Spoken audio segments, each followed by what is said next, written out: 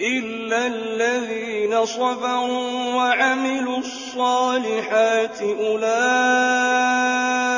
لهم مغفرة وأجر كبير. فلعلك تارك بعض ما يوحى إليك وضائق به صدرك أن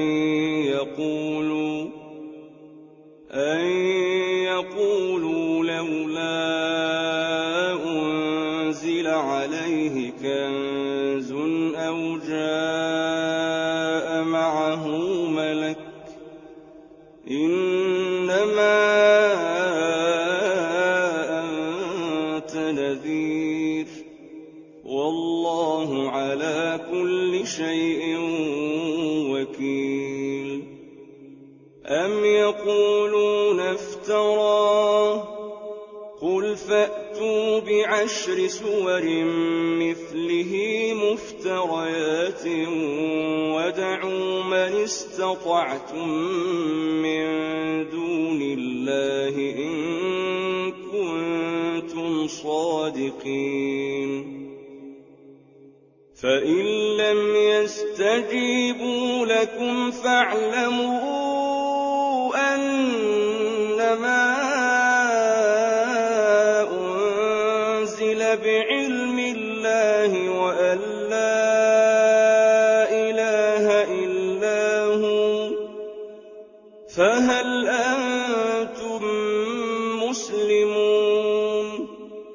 من كان يريد الحياة الدنيا وزينتها نوف إليهم أعمالهم فيها وهم فيها لا يبخسون. أولئك الذين ليس لهم في الآخرة إلا النار وحبط ما صنعوا فيها وباطل ما كانوا يعملون.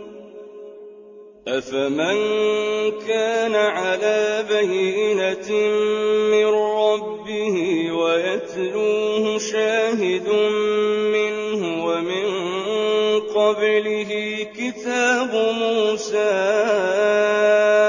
إماما ورحمة أولئك